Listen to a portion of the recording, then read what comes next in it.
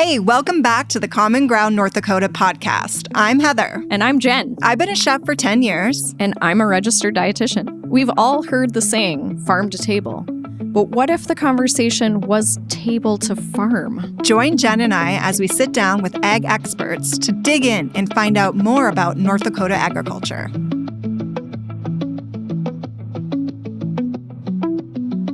Okay, welcome back to CommonGround North Dakota Podcast. I'm Jen. And I'm Heather, and we're here for another episode. Yes. Can you believe it? I know. I liked our last one. That was fun. That was really interesting about the banquet in the field. Yes. And how they interact with so many people in North Dakota and the volunteerism. And all the different North Dakota products that they're getting on the plate. Right. That was amazing. Their primary role is education. Which we need, right? We've learned that so much. Yep. And that's kind of why we're here, is to educate on all the wonderful things that North Dakota brings to the country, to the world. Yes. And speaking of like worldwide reach. We have a legend. We have Scott Sinner here from SB&B. And you're laughing. But Scott, I don't think you know how people talk about you. Right. Oh, boy. Well, and I also hear your dad is pretty famous, too. Yeah, he is. He's, we have our own tofu and natto line over in Japan. Really? Bob's okay, wait. Tofu. Tofu and what? Natto and bread, too, actually. Natto. Yeah. Okay. So tell us your story. How did you become a soybean czar? Yeah. So I have no idea how I became one. I didn't even know I was until I sat in this chair, quite honestly. So I'm fifth generation on our family farm. And back in 1988, it was a tough farm year that year. And the current generation at the time, fourth generation, we're sitting around the table trying to figure out ways to add value to the operation. And at the time, my dad chaired the International Promotions Committee for the National Soybean Association. Okay. So he was going all over the world promoting U.S. soybeans. Okay. He said, I think there's a need for some food beans all over the place, and so he got on a plane and started knocking on doors over in Tokyo, and it just kind of built from there. Yeah. Wow. So he just went there, did it, found the people that needed him. And because before that, what was he growing? Not food grade? Yeah. So this is pre-biotech. And so, soybeans are just soybeans, right? Mm-hmm. And so, there's different characteristics that food companies look for in different genetics. Whether it's protein content or, sugar content, whatever it might be. And so it's just finding the right varieties that match up with what the customers are looking for. Okay. And so he started knocking on doors, and these food companies are like, all of the food beans come from, Iowa, Ohio, Indiana, Michigan. Mm-hmm. He's like, we don't buy anything from North Dakota. And, and so my dad's kind of stubborn and said, well, I think we can do this. And just started pestering them a little bit. And then eventually it just kind of built. And today we've got two plants. We've got one in Casselton where North Dakota, northern Minnesota, and South Dakota farmers are delivering. Okay. And then we have another one north of Eau Claire, Wisconsin. Okay. Where southern Minnesota and Wisconsin delivers. Wow. Yeah. And have you maintained those connections in Tokyo? We absolutely have. We still have our very first customer. That's great. That's amazing. And what I like about your story, Scott, is like you really listen to the consumer and what are they looking for, and you find ways through your crop production on how to provide that to the consumer. You talked about protein content. In my world, that's a big deal. Protein content in like soy milks or soy products is an important plant-based protein that is beneficial for a lot of my clients, and they're interested in it. And it's becoming, do you feel like it's becoming more and more like in demand? So it definitely is in the United States. There's no question with that. But our primary markets have been Asia, which soy is a huge. Asia is a huge consumer of soy products, and that is their protein source. And so when you're looking at different things, you're exactly right. When we're evaluating different genetics, because we're always looking for the best genetics for our farmers, right? But those same genetics have to work for the end user. And so Right.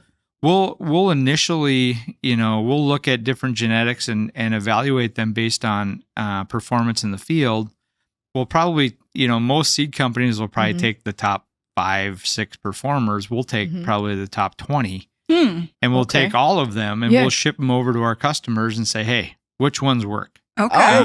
Like a test, yep. like a sample pack. I like that. You let them decide. Yeah, let them decide. I mean, our view is that if it works for them, we can make it work for the farmers. And ultimately, we're essentially, if you look at traditional agriculture, these seed companies are just developing varieties and just expect farmers to raise them, right? It's our newest ones, just raise them, right? Well, ours is a little different. Okay. We go to the end user, get them evaluated, and then we say, okay, these are the ones that are approved for our customers, and so these are the ones that we're going to contract. Okay. That's a smart way to do it, though, because ultimately you want your customer to be happy and satisfied. Without a doubt, and at the same time, we don't change our variety lineup all that often. Okay. We're always looking at better genetics, but at the same time, understand that every soybean makes their product taste different. Okay. I always tell people, I'm dating myself here, but I always compare it to like Coke Classic and New Coke. And when they changed the formulation just a little bit, people were kind of irritated and they wanted Coke Classic. Yeah. And it's kind of the same way, whether it's soy milk or tofu or whatever. Okay. If it's a different variety, it's just going to perform just a little bit different. So it's going to make their product taste differently. So a major food company is just a little bit slow to make that change unless it's a improvement. Okay. So how many varieties do you have or do you ship out? Talk about that. And I really want to get to that sorter that you have in your No problem. Yeah. That is fascinating. Like the story behind it, how you got it. Yeah. So we contract in a wide range of area, right? And so we're basically from Bismarck, North Dakota to Green Bay, Wisconsin, and Canada to Iowa. And with that geographic region comes a vast array of soil types and different diseases and all kinds of different stuff. And so you have to have a wide range, as wide as possible, for the farmers, because different varieties perform differently on different soils. Right. And so right now we have a product guide of 12 different varieties that are pre-approved.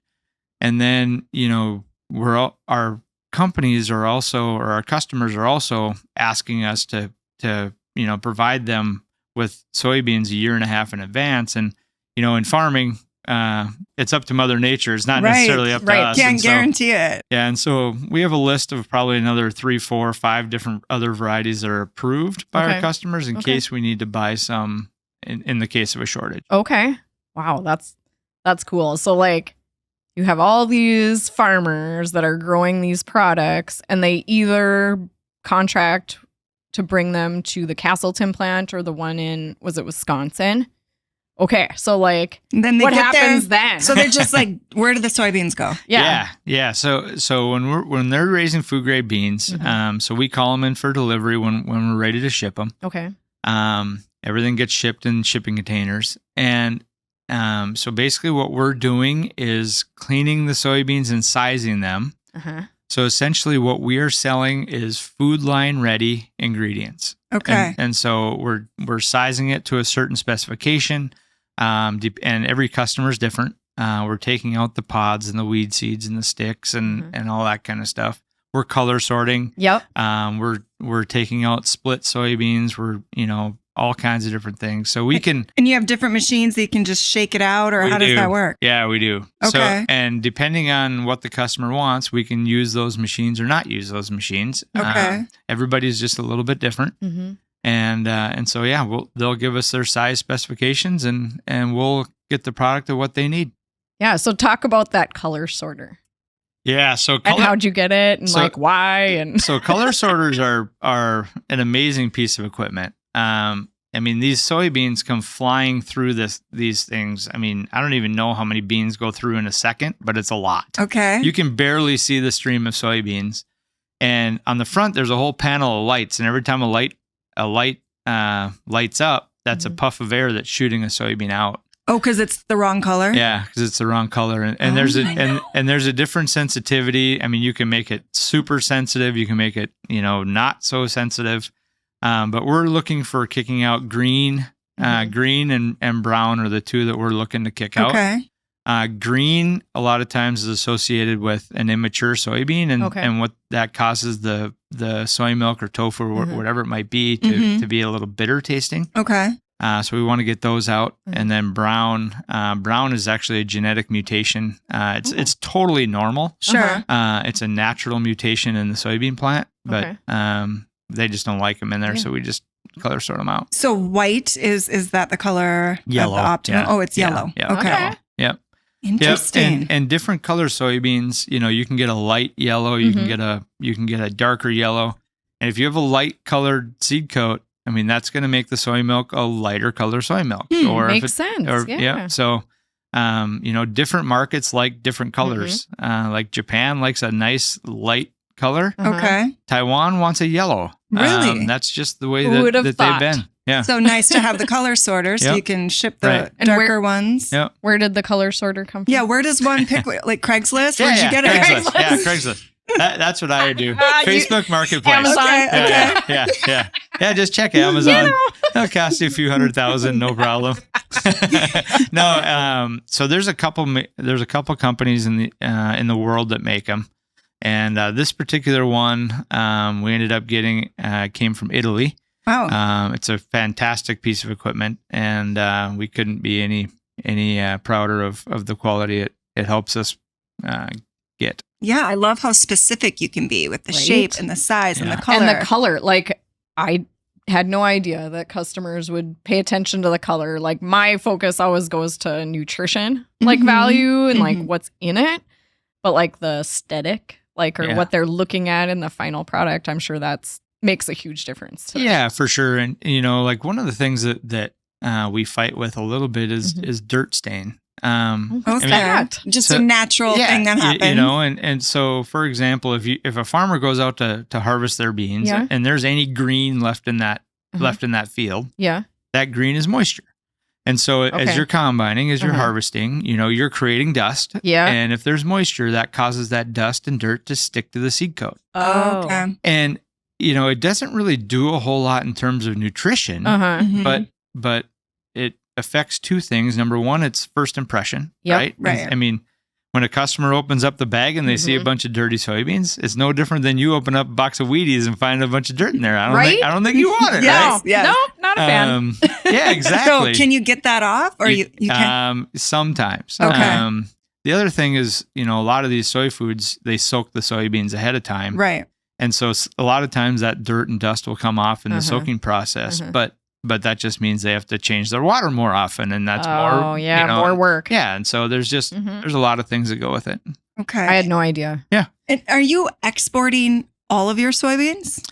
So 92% of our sales are exported. Okay. Yeah. What's the other 8%? U.S. market. Okay.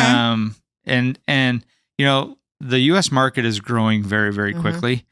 And it's the soy is, obviously kind of in a, they're in a battle with oat, and they're in a battle with, with almond and stuff like that. But it's that whole entire plant-based marketplace is exploding. Yes, it is. But if you think about it, like we are set up in this region for export. We can get a container of soybeans to Tokyo, Japan, cheaper than we can get a truckload of soybeans to California. Really? Wow. So think about that. I mean, the coasts is where most of the soy manufacturing is in our and they can generally buy soybeans closer. Okay. But we've got a pretty good reputation out in the countryside and in the marketplace, and so our U.S. market share is growing rapidly. That's great. That's good to hear. I think too, what I'd love to just kind of paint the picture for our listeners is, what do these containers look like? I know when I toured the plant, there's a couple different versions of how you ship soybeans, and what's the path? So talk about it goes through maybe the sorter and then you're packaging it. Yep. What are the different packages that these soybeans can be shipped in? Yeah. So the packaging is all based on the customer, based on what their facilities are like on their end. Mm-hmm. So we really ship in 3 different forms. Okay. We either ship in 30 kg bags, everything's metric. Okay. So 30 kilogram bags, which is about 66 pounds. Good in a math. bag. Good job, Scott. That was good. So we do that, or we'll do 1 metric ton tote bags, which is a large jumbo sack, which is 2,200 pounds. Wow. In one bag. Okay. Or we'll simply ship bulk in a container where we'll put a bulkhead in the back and we'll shoot the soybeans right into the back of the container, and away it goes. Nice. And so the normal path is. So these shipping containers are the same steel boxes that you see on trains as you're waiting for a train. Okay. They're everywhere. Mhm. They all have different names on them, but those are all steamship lines. Okay. Okay. And so those shipping containers have to be put on the rail at what's called an intermodal yard. Okay. Intermodal yard, our closest one is Minneapolis. Okay. So a lot of times we'll send trucks down to Minneapolis. They'll pick up an empty container. They'll bring it back to Casselton. We'll load it. They'll truck it back to Minneapolis. It'll get put on a train and go get railed right back through Casselton out to the West Coast. Yep. It's awesome. Yeah. Well, and we love it. so then once it gets to is it the West Coast? Yeah. Once it gets there, then it gets put on a ship. Yep.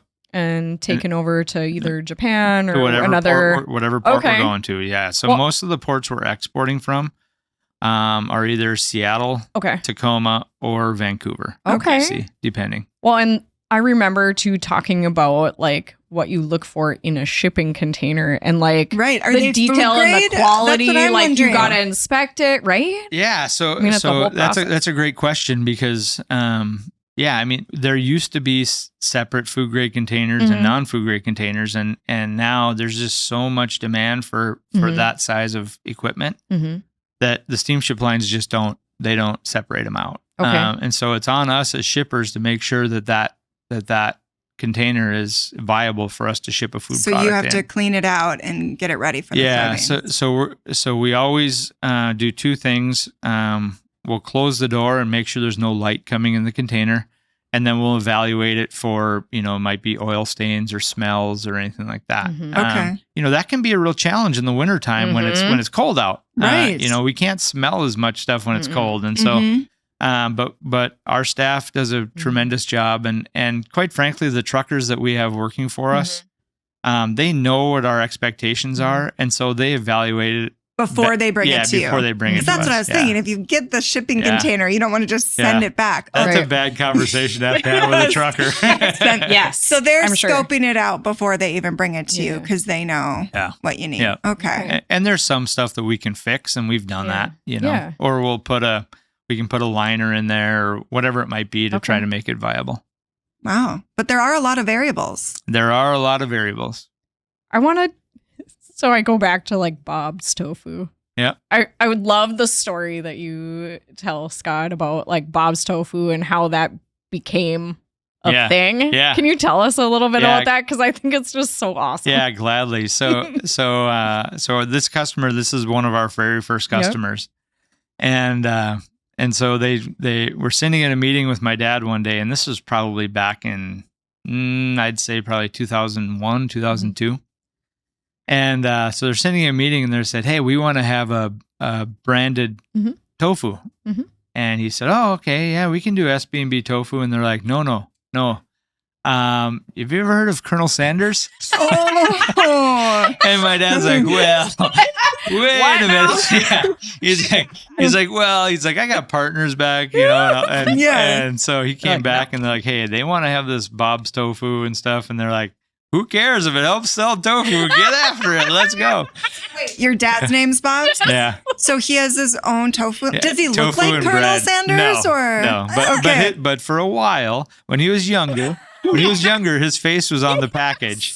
Oh my goodness. Now they've transitioned to a different package. But yeah. Oh, that's great. I'll tell you, you guys, I make jest of it, but you would I love it. You would not believe. So when every couple of years we take a bunch of our farmers over and show them the industry, right? And we'll walk into a supermarket, and this is no joke. I've experienced it multiple times. I mean, you walk in, and somebody gets on the loudspeaker and says that Bob is there. Yep. And no joke, everyone in the whole entire supermarket stops, gets in a line, and comes over and shakes his hand and says, He's thank a you. celebrity. Yeah. Yes. Says thank you. It's crazy. Wow. Yeah. It's nuts. Well, you must have a great product, right? Yeah. And I think like as a consumer, as a chef, you want to know where your food's coming from. Yeah. Right. So I totally understand that. Seeing a picture of someone and thinking he grew this, it just makes it that much more special. Right. Exactly. And that's what's so neat to see. Like the farmers see it and they're like, oh my gosh, this is unbelievable. Like they're shaking all their hands and they're like, I'm just a farmer from North Dakota. Like what's going on here? That's got to feel good yeah. though. Yeah. It's cool. You're It's very making an cool. impact. Yeah. It's very cool. And they think it's important to them. Yeah. Because that's their main food source, like protein source. Like Right. you were saying, they eat just a lot of soy-based products. And like to actually have that relationship, I think that's key too, Scott. It's like your relationship. You mentioned they're your first customer, and having that, I feel like it's the North Dakota nice. Yeah. You know, it's like Yeah. they're important to us. We have this relationship now. We're listening to them, and we're producing a lot of the soybeans that get used here. So I think that's so cool, like to have that story. Yeah, you're right. And Japan imports 95% of their food. I mean, it's an island, right? Right, So islands are very mountainous. There's not a whole lot of arable land there. Right. And so they're very aware of where their food's coming from because they import a lot of it. They've gone to the supermarket and not had food on the shelf. Right. The American farmers never let the U.S. public down on that aspect. Right. But I mean, they are very up to speed on food safety and traceability, and they all want to know where things are coming from. And so, some of the things that are occurring in the U.S. now has just been commonplace, over in Japan for ages. So when they come to North Dakota to see the process, what did they think? Oh yeah, so we've got a whole pile of customers lined up because they haven't been able to travel in like 3 years. I'm sure. So Katie bar the door, they are all coming, like every awesome. single one of them. So like literally from the week after the 4th here until October, we've got customers here just about every week. That's so cool. But yeah, I mean, they all want to go out. They all want to go out and shake the farmers' hands and see their crop, and it truly is really cool to be standing out in a field in Wimbledon, North Dakota, with a customer and a farmer, and just seeing their conversations, and it's really special. That is amazing. Yeah. Just where the reach is so far. A global reach. Yes. And to have that just right in North Dakota, I think that's so cool. And 5th generation, you mentioned, Scott. Well, right. When's your face going to be on a package of tofu? Well, right? Actually, so we'll see. So my dad is getting close to retiring here, and I'm actually going to be taking over the Japan sales territory. Okay. Oh, that's so cool. So we will see. Yeah, Get there sooner than later. Yeah, who knows? Oh, Who that knows? has a good ring to it too. Yeah, we'll see. Sure does. Yeah. Sure does. Okay. Yikes. I love it. So you and your dad are involved. Anyone else in your family working with the company? Yeah, so there's currently 6 owners. It's myself, my dad, 2 of my brothers, cousin, and then an uncle. Okay. Okay. And growing up, did you know you wanted to be part of this family business? Not a chance. Really? No, I had no idea. Quite frank, I went to UND. I'm a loud and proud UND alumnus. Yeah. And I went to UND to be a teacher. Okay. And, That's right. Studied education. Yeah, education. And I actually moved out to Seattle and was living out there for 4 years and came home for Christmas. And my dad's like, hey, I need some help. What do you think? Oh. And so, I moved back from Seattle, and that was 20 years ago, actually. Wow. Here. So did you think, I'll just come back, I'll help for a season? Or did you really think, I'm going to make a career change here? Well, so at that time, our business was really starting to grow. Okay. So at that point, we didn't have our own processing facility, and so we were using 6 other facilities, and product was in one that needed to be in the other, and quality control was different. We couldn't control the schedules and all this stuff, and so we built our first plant in 2003, and then Okay. that's kind of when things kind of took off, when we could control our own schedules and do all that, and away we went. So now I had no idea where we were going to go or what was going to happen, but I sure didn't expect where we are today. You've built quite the business. Yeah. Really Thank you. amazing. It's cool Yeah. just to hear about like all the connections. And I just love it when we can talk about families and how it's evolved, right? The business has evolved over the generations, and what it looked like maybe 20 years ago, like you were saying, is vastly Very different different. to where we are today, but flexibility. Yeah. Like, and understanding your customer. Those Yeah. are things that I think are super important, and having, you know, the ability to think outside the box a little bit and like, okay, what are our customers saying? How can we do that? And then going back to the farmers and meeting with them like, hey, we can do this here. And I it's just just so feel great. like like with the education background you Yeah. have, you're using it, Yeah, right? yeah, I absolutely am. Yeah, there's no question. And you know, one of the things we're also very, very proud of is this is the 71st year of our family partnership. And oh, wow. I mean, we started our family, my great grandpa and my grandpa and his brother and his brother-in-law started it in 71 years ago. 1952. Wow. And you know, there's a lot of horror stories on family partnerships out in the ag sector, and I'll tell you what, it's been a fantastic journey over the last 20 years, and I look forward to the next 20 because That's amazing. it's really cool. That's something to be proud of. Yeah. It is Yeah. for sure. That's great. Oh, And so also, many questions. I love tofu. Can we talk about that for a Yes. Yeah. second? I feel like North Dakotans they don't know, right? They don't know. And if you just tried it, right? The thing about tofu, it can taste like anything you want it to. Very Yes, versatile yes. product. It's very Yes. versatile. Yes. So the thing that tofu is very misunderstood. I Mhm. agree. Tofu is an additive. It's not meant to be eaten by itself. Mhm. Exactly. It takes the flavor, like you said, of everything that you cook with it, and it's a fantastic protein source. I will tell you, my wife, she buys firm tofu, and then she presses the water out, and then she air fries it. Yep. She Ooh, cuts it air in and fries makes it. tofu French fries, and they're in the air fryer, and they are insane I good. bet so crispy and yum. good. See, Yep. I like to bake mine. I like the Yep. firm too. Yep. Yeah. Tell your wife this though.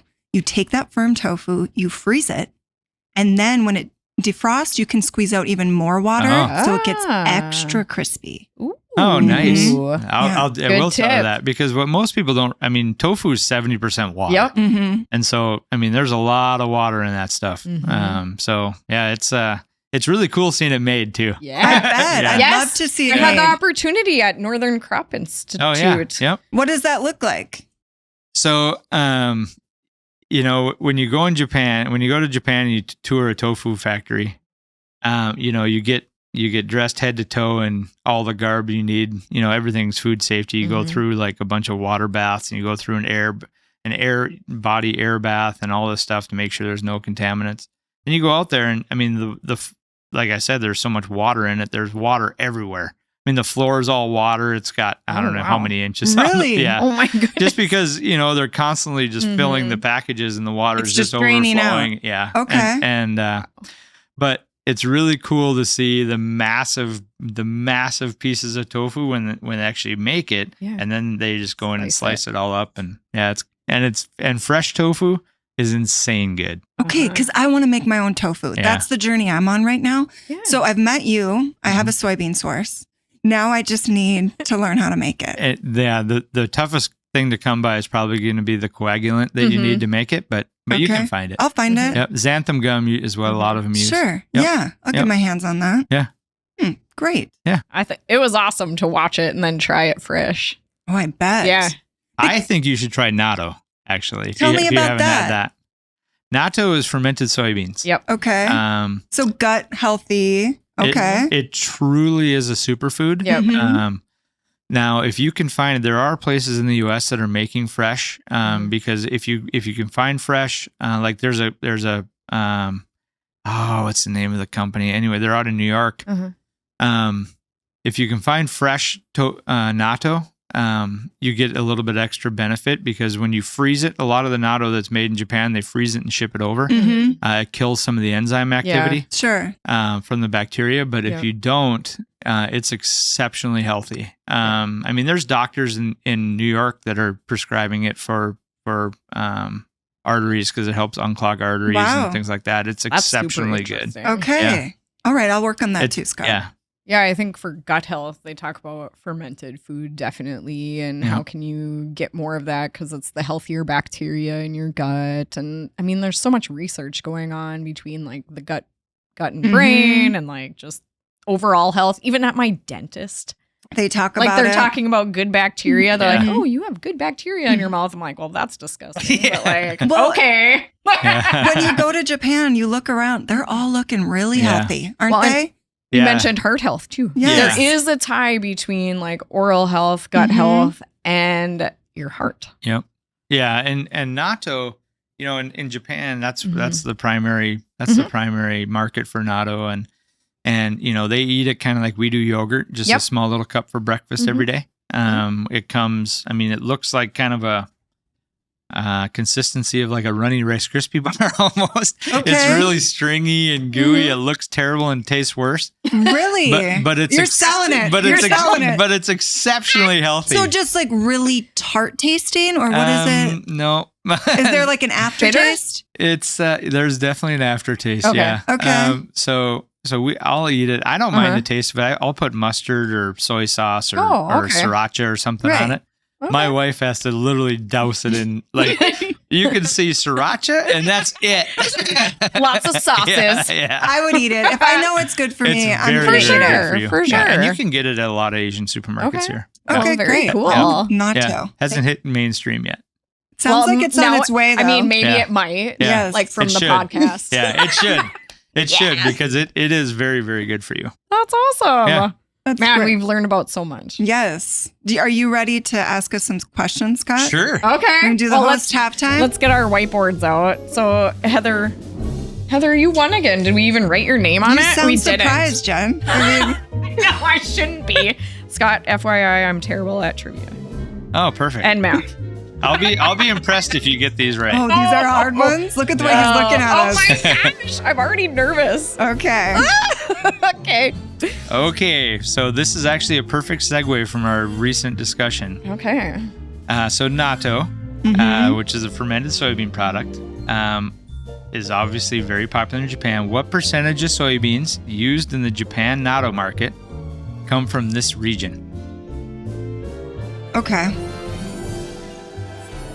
I'll give you a hint. It's about 2.3 million bushels Oh my gosh. A lot of bushels. from this area. I'm saying 85%. 97%. 60. Oh. 60%. That's a lot. Yes, we're very excited about that. We've got a vast majority of. So that. so is natto soy different than the soy you'd use for tofu? Yes. Okay. It's a different bean? Yeah. So Okay. natto soybeans are actually high in sugar content because they want higher sugar content for the bacteria. Sure. But they're really small. They're like the size of a BB. That's right. I They're remember tiny. that. The size Yeah. is different Yep, too, isn't yep, it? Yep. They're like half Interesting. the size. Yep. Okay. Okay, number 2. SB&B currently works in 14 different countries, including the United States, Japan, and Taiwan, which are 2 of our top 3 countries we export to. Mm-hmm. What's the third? Top? Yep. So our 2 of our top 3 are Japan and Taiwan. What's our third highest? Okay. I got it. Country? Yep, Oh, country. gosh. Country. Yeah. I just about. This is hard. Look at the way he's smiling at I us, know. Jen. I'm trying to not look. Oh gosh, this is so wrong. I don't but know. I'm saying Vietnam. Italy. Vietnam's a good choice. Vietnam's number 4. Oh. It's Thailand. Thailand. That makes yeah. sense. Tom yum soup. Yep, Oh, Thailand. yeah. Okay, we both didn't get that. Okay, number 3. So in the food industry, we export everything in shipping containers like we talked about. So how many bushels of soybeans do you think fit in a 20-foot shipping container? I think I learned this on your tour. You probably did. Well, if you said one of those big honking bags fits in there, then how many bushels? Those shipping containers, the ones you see on the railroad. Oh, Oh, this is how many bushel? I'm going to say come on, memory. 112. 12. 760. Oh, whoa. See, I'm terrible at trivia. Okay, we're just going to leave Heather's name on the trophy. Well, I need to redeem myself one of these days. All right, Scott, we've got one more Tyler. question for you. Yeah. We like to ask everyone, what's your favorite part about being involved in North Dakota agriculture? It's a big state that's small. It's unbelievable. The connections, like you start talking to a farmer in Napoleon, North Dakota, and all of a sudden, you know somebody, there's just a lot of connections all over the place, and there's just access. Mhm. It's really, really special. Yep. I love that. It's a big state Yep. that's small. Yep. So true. Yep. Well, I thank love you it. for coming in. Thank you. Yeah. Yeah, thanks for having me. Yes. So, Heather, Yes. wow. We know that there's many different sizes and colors important with soybeans, right? And I had no idea about any of that. And then like the protein, like the nutrient content is Right. a little different, and like the connection between the consumer and the farmer, and like how they all get together is to great. create this wonderful North Dakota. No wonder they love product. North Dakota so much. Well, yeah. The growers are going directly to them and saying, what do you want? And here's 20 choices. Which one Yes. do you want? It's like, a catalog. Yes, we all love options. and shopping. Shopping for soybeans. Yes. Well, and then like the opportunity for them to come to North Dakota and to stand in the field with Scott and his family and the farmer and just to discuss it and to learn. And see it And then to firsthand. take back that so that education comes back to it too. It's so great.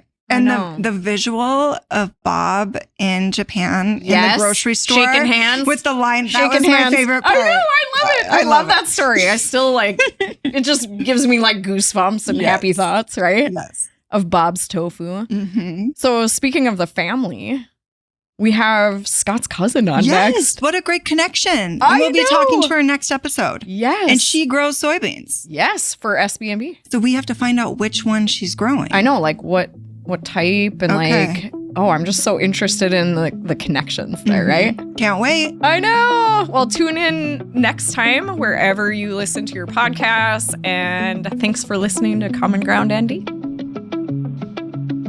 Thanks for tuning in to the Common Ground North Dakota podcast. Make sure to follow us on social media and subscribe to our YouTube channel.